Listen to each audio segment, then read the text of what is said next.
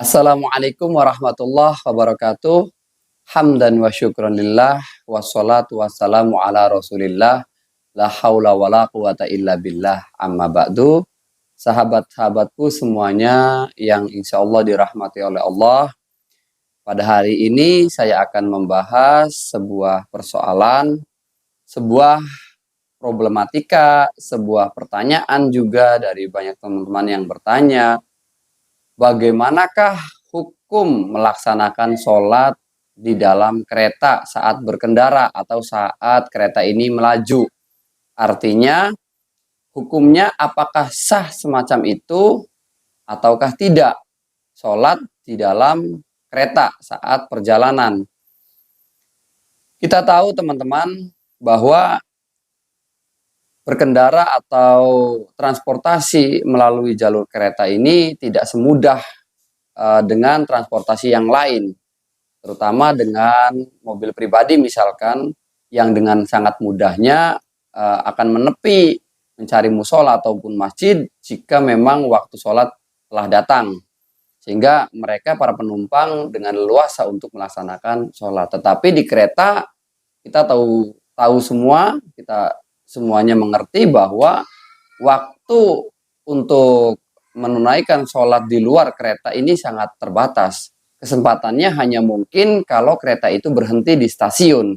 Dengan durasi waktu perjalanan menggunakan kereta itu mencapai waktu 10 jam atau bahkan mungkin 12 jam kalau perjalanannya cukup jauh, misal Jakarta ke Surabaya atau Jakarta ke Malang, itu kan lumayan jauh, lumayan ya lama durasi waktunya, sehingga kalau seandainya memang jadwal dia pemberangkatannya itu di waktu-waktu hampir mendekati waktu sholat, dia akan kemungkinan besar waktu sholat itu akan terlewat, apalagi yang durasi waktunya sangat singkat, artinya cepat. Contoh misalkan duhur, itu hanya 3 jam kisarannya, kemudian asar juga paling kisaran 3 jam.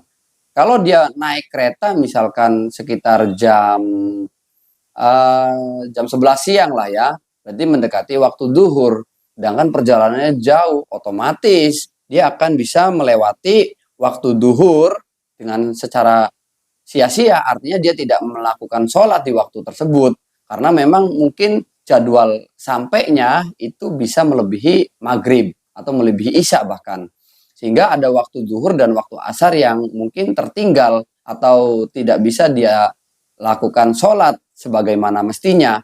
Oleh karena itu, dalam kondisi-kondisi semacam ini, kita lihat banyak juga yang mungkin berusaha untuk melaksanakan sholat, namun di dalam kereta, di tempat duduk mereka masing-masing, banyak juga yang akhirnya meninggalkan sholat dengan dalih nanti akan mengkodok setelah sampai di tempat tujuan. Nah, yang akan saya bahas adalah jelas ya, yang melakukan sholat di dalam kereta itu. Karena mau bagaimanapun sholat tidak bisa ditinggalkan. Bahkan punten dalam kaidah fikih itu kan madama akluhu sabitan, ketika akal seseorang masih berfungsi, maka otomatis kewajiban sholat itu masih terbebani oleh atau pada diri seseorang tersebut. Dalam sholat itu kan soliko iman fa ilam yastati fa qaidan fa ilam yastati famutajian fa ilam yastati famustalqian, itu gambaran bahwa sholat tidak akan gugur selama memang otak ini masih bisa berfungsi walaupun fisik tidak memungkinkan. Contoh, sholat itu kan fardunya adalah atau yang rukunnya adalah berdiri bagi sholat fardu. Kalau tidak mampu maka boleh duduk, kalau tidak mampu maka boleh tidur miring ala jambil yang aiman. Kemudian kalau masih tidak bisa tidur miring menghadap kiblat, maka boleh terlentang dan segala macam. Itu kan artinya dalam kondisi sesulit apapun sholat tetap masih diwajibkan madama akluhu sabitan, selama otaknya, akalnya masih bisa berfungsi, artinya masih nyambung, kalau diajak ngobrol segala macam masih nyambung. Jelas kalau untuk bagi mereka yang meninggalkan sholat, saya menolak itu. Menolak dalam arti tetap haram hukumnya meninggalkan sholat. Lantas bagaimana dengan yang melakukan sholat di dalam kereta ini? Kita tahu bersama bahwa persyaratan daripada sholat adalah menghadap kiblat. ya al-qiyam liqadirin, yang pertama ya maksudnya yang terikat atau yang berhubungan dengan persoalan ini, yaitu berdiri bagi yang mampu. Oke lah, anggap tidak mampu karena memang kondisinya sulit pada rukunya, pada sujudnya. Kalau di sholatnya di tempat di tengah-tengah itu antara jok satu dengan jok yang sampingnya, itu akan mengganggu, menghambat perjalanan orang yang mungkin ada keperluan entah ke kamar mandi atau ke kantin segala macam, itu akan menghambat sehingga akan sulit, dan itu pun pasti ditegur oleh petugas KAI-nya karena memang jalan tengah itu ya memang khusus untuk jalan. Kalau orang memaksa sholat di sana ya pastinya akan ada kegaduhan dan lain sebagainya. Belum lagi dengan tekanan mentalnya karena mungkin malu atau bagaimana, sehingga dianggaplah oke, ghairu qadir atau tidak mampu, sehingga dia sholatnya dengan cara duduk di tempat duduknya sehingga tidak mengganggu siapapun. Oke, kita bisa apa namanya, bisa mentoleransi itu. Tetapi ada syarat yang lain, yaitu menghadap kiblat. Nah, ini yang agak sulit karena tidak selamanya kereta itu akan berjalan lurus. Terkadang ada rute yang agak sedikit belok atau mungkin agak tajam beloknya. Itu yang kemudian apabila kita dalam keadaan sholat lalu kemudian kereta itu dalam keadaan membelok, jalur relnya itu nggak lurus, belok, itu kan mengakibatkan badan kita itu juga akan mengarah di mana kereta itu mengarah, tidak melulu atau tidak selalu ke arah kiblat. Oleh karena itu, untuk istiqbalul kiblat itu sangat sangat sulit dilakukan di dalam kereta itu. Di dalam fikih boleh orang meninggalkan atau tidak menghadap kiblat, tapi dalam beberapa keadaan tertentu. Yang pertama adalah dalam keadaan yang memang sangat takut. Contohnya kalau dalam kitab fikih itu syiddatul khauf itu ketika menghadapi musuh dalam peperangan, itu boleh tidak menghadap kiblat, karena kalau memaksa menghadap kiblat sedangkan musuh dari arah timur ya akan kesulitan, atau dari arah selatan itu akan kesulitan, bisa tidak terdeteksi sehingga kita yang sedang sholat bisa terbunuh oleh musuh karena kedatangannya yang tidak diketahui oleh kita yang memaksa sholat menghadap kiblat. Itu dalam keadaan syiddatul khauf atau orang yang benar-benar dalam keadaan takut. Syiddatul khauf tidak hanya dalam perang, misal lagi sholat kemudian muncul banjir yang begitu besar tiba-tiba, itu juga boleh sholat tidak menghadap kiblat sambil berlari ke arah manapun yang dia bisa selamat, itu nggak apa-apa. Kemudian lari dari kebakaran, ya walaupun memang realitanya orang ketika lagi sholat terus tiba-tiba ada gempa bumi, ada banjir, ada longsor, ada kebakaran, langsung dibatalkan sholatnya, kemudian dia kabur. Tapi prosedur yang benar seharusnya tetap sholat, walaupun sholatnya jelas tidak menghadap kiblat karena ingin menyelamatkan diri, tetap sholatnya tetap dilanjutkan. Adapun posisinya tidak ditentukan atau tidak diharuskan menghadap kiblat karena dia lebih diutamakan untuk menyelamatkan dirinya. Tetapi sholatnya tetap dilanjutkan, tidak dibatalkan. Sholat mau menghadap ke utara mau ke selatan dalam keadaan panik dan juga dalam keadaan darurat semacam itu masih diperbolehkan. Ya tadi sekali lagi, walaupun realitanya kalau kejadian semacam itu ya kebanyakan orang membatalkan sholatnya lalu kemudian menyelamatkan diri. Mungkin pikirannya gampang nanti sholat lagi kan begitu. Kemudian boleh menghadap kiblat yang kedua dalam melaksanakan sholat sunnah bagi seorang musafir. Bagi seorang musafir, sholat sunnah yang memang di atas kendaraan itu boleh kemudian dia tidak menghadap kiblat. Tetapi persoalan ini atau problematika ini yang sedang kita bahas adalah sholat fardu. Karena mungkin boro-boro ngurus sholat sunnah, sholat fardu pun kesulitan dalam kereta itu. Sehingga dua alasan ini tidak masuk dalam kronologi tadi, karena alasan yang pertama untuk boleh tidak menghadap kiblat adalah keadaan yang sangat takut. Yang kedua yaitu keadaan memang keadaan melaksanakan sholatnya adalah sholat sunnah di atas kendaraan. Ya sama kayak kereta juga kendaraan, tapi kan sholatnya bukan sholat sunnah. Kalau yang kita deskripsikan sholatnya sholat fardu, kalau ini yang boleh sholat sunnah. Sehingga dua alasan itu nggak masuk. Maka bagaimana untuk kita menyikapi tentang orang-orang yang memang melaksanakan sholat fardu, sholat wajib di dalam kendaraan itu. Sebagian ulama mengatakan boleh karena memang itu masuk dalam keadaan sidatul khauf atau keadaan yang benar-benar takut. Benar-benar takut kalau misalkan dia melaksanakan atau memaksakan diri untuk melaksanakan sholat di musola, artinya di luar kereta, ini khawatirnya adalah dia akan tertinggal dari kereta itu sendiri, karena rombongan nggak mungkin kan, 8 gerbong nunggu dia sendiri, sholat kan nggak mungkin, sehingga kekhawatiran itu muncul, kalau saya memaksakan diri untuk sholat di musola, di luar kereta ini, maka saya akan ditinggal dari rombongan. Itu sebagian ulama membolehkan untuk melaksanakan sholat, karena masih tidak menghadap kiblat, dalam arti tetap di dalam kereta, tetapi tidak menghadap kiblat, karena alasannya adalah karena memaksakan diri akan ditinggal. Itu masuk dalam kategori sidatul khauf atau rasa takut yang berlebihan atau yang banget.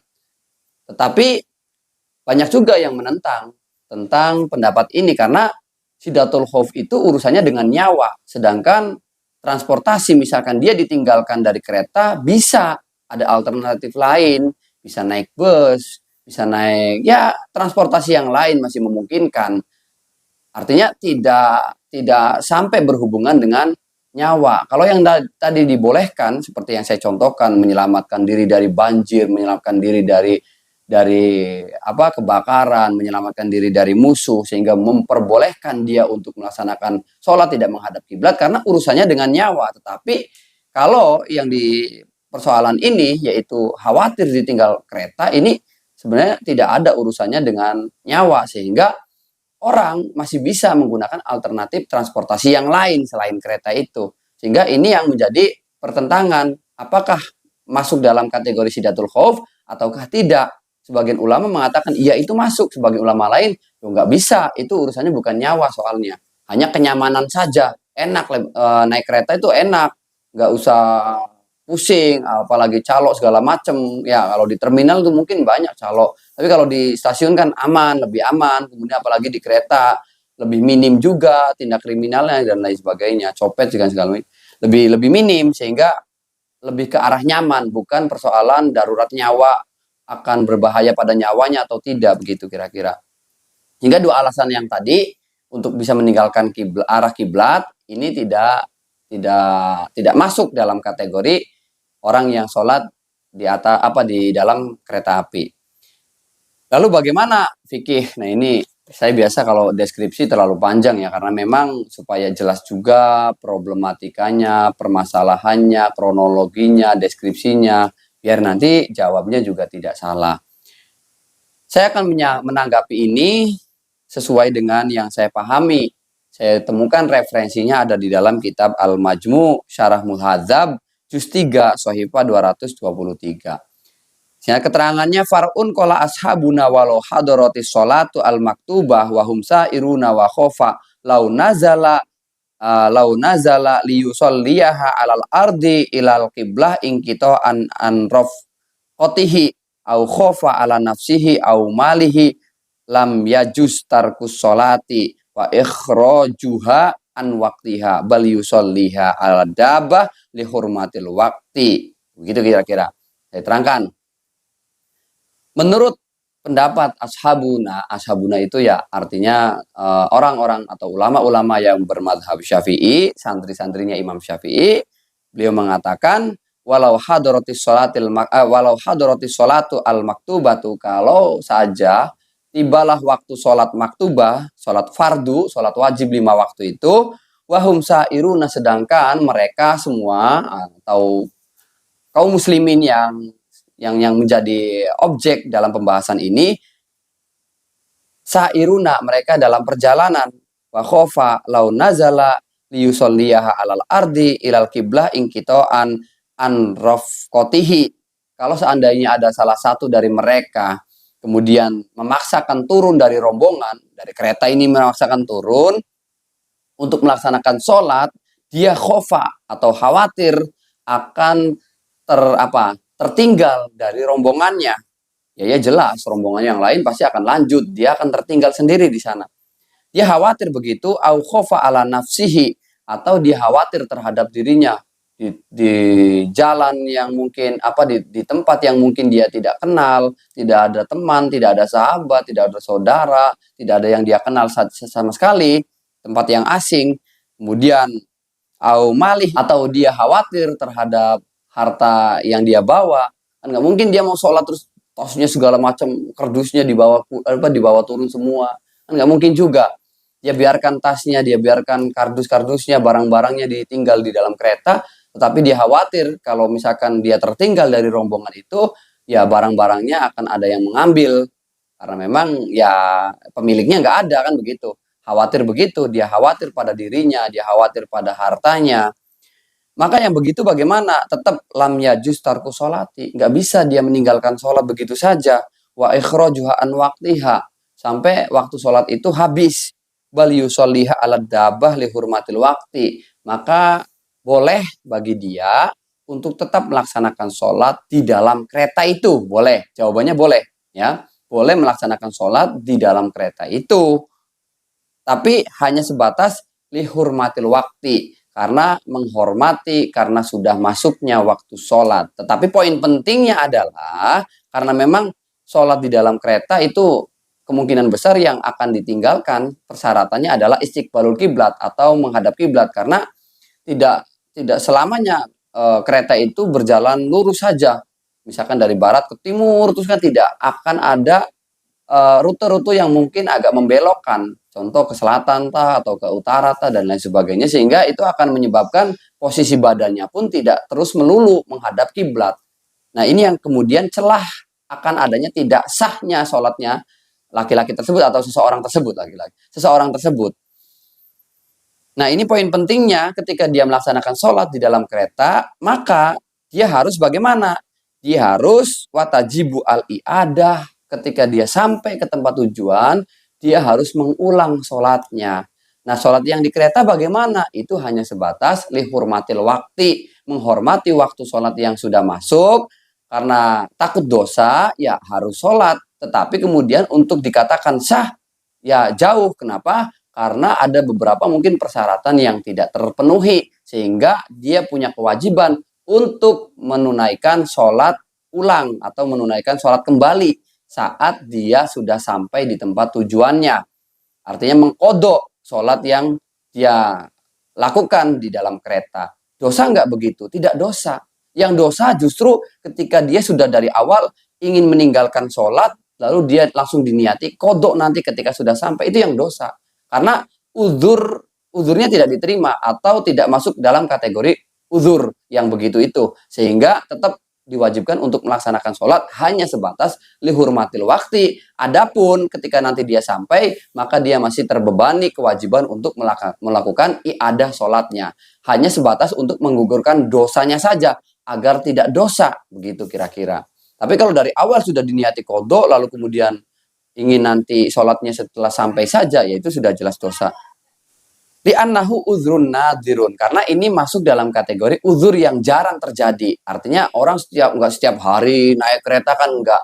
Kalau sewaktu-waktu saja ada keperluan, itu makanya disebut sebagai uzrun nadirun, uzur yang memang jarang terjadi. Hakadza dzakarul mas'alah jama'atun minhum sahibut tadhib warrafi'i wa qala al-qadhi Husain yusolli ala dabah kama dzakarna. Qala wa wujubul i'adah yahtamilu wajhaini ahaduhuma la tajibu kasiddatul khauf wasani tajibu li anna hadza nadhirun.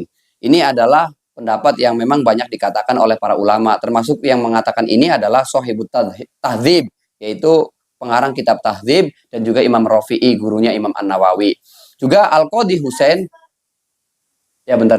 juga Al-Qadhi Husain, beliau mengatakan bahwa sholat di atas kendaraan seperti yang telah disebutkan tadi, beliau mengatakan wujubnya atau wajibnya mengulang sholat ini ada dua macam atau ada dua bagian. Ada yang mengatakan tidak wajib karena memang masuk kategori sidatul khauf, ketakutan yang berlebihan. Ada yang mengatakan wajib karena itu termasuk uzur yang jarang terjadi. Oke, mungkin bisa dipahami teman-teman. Kalau tidak bisa, kalau masih ada yang perlu dipertanyakan, silakan tanyakan di kolom komentar. Oke, mungkin cukup sekian dari saya. Assalamualaikum warahmatullahi wabarakatuh.